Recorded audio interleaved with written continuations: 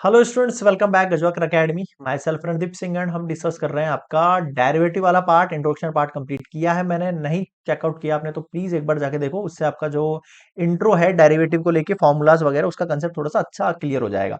Next हम example number 5 से discuss करने वाले हैं। देखो क्या कह रहा है एग्जाम्पल 5 आपको।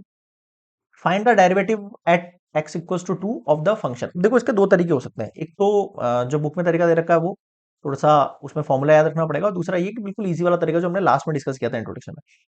थोड़ा सा अच्छा वाला तरीका जो बुक के अंदर दे रखा है वो क्या है कि भाई अगर आपको कोई एफ एक्स वैल्यू को दे रखी है, ठीक है, and at a point x equals to a, मतलब किसी पॉइंट ए पर आपको जो है डेरिवेटिव फाइंड करना है, तो हम उसका डेरिवेटिव कैसे लिखेंगे।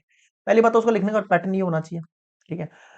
फिर क्या होगा, वही limit h tends to zero, ठीक है, f a plus h minus f a divide by h, ये फॉर्मूला है होता है आपके पास, होता है नहीं होता है, ये आप ध्यान रखना। देखो मेरे पास एट पॉइंट इस बार 2 है, फंक्शन ये है।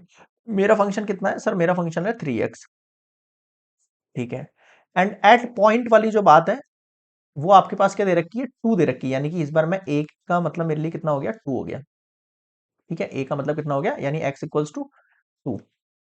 x इक्वल्स टू 2 मतलब जो ए यहाँ पर ए पुट हो रहा है वहां पे 2 पुट करना है। तो अब आपको f डैश 2 की वैल्यू निकालनी है, तो आपको फॉर्मूला बनाना पड़ेगा limit limit h tends to zero, f a plus h मतलब 2 प्लस एच माइनस एफ 2 पॉन में एच। ध्यान से समझना आप क्वेश्चन को ना, अब बहुत इंपॉर्टेंट है। फंक्शन के अंदर अगर x था तो मेरा वैल्यू 3x था, भाई यहां x है तो यहां भी x होगा। और इसी फंक्शन में अगर यहाँ 2 प्लस एच लिख दूं मैं, तो यहां पर भी x की जगह क्या लिखना पड़ेगा, 2 प्लस एच लिखना पड़ेगा, ऐसे ही तो होगा।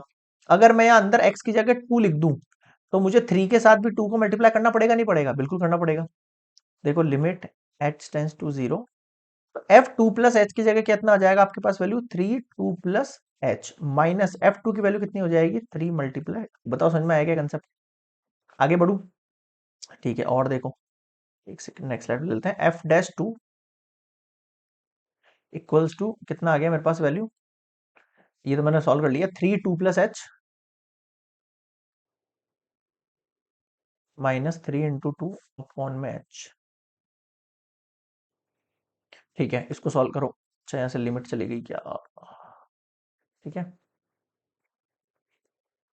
3 टू ज़ा 6 प्लस 3h माइनस 3 टू ज़ा 6 अपॉन एच, कैंसल आउट हुआ।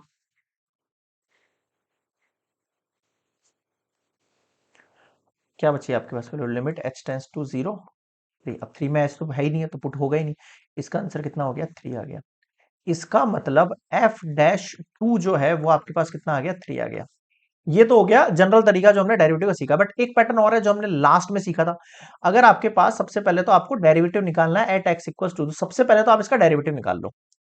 सेकंड मेथड है ये ना। सबसे पहले तो इसका डेरिवेटिव निकाल लो। भाई डेरिवेटिव कैसे निकलता है, एफ डैश एक्स।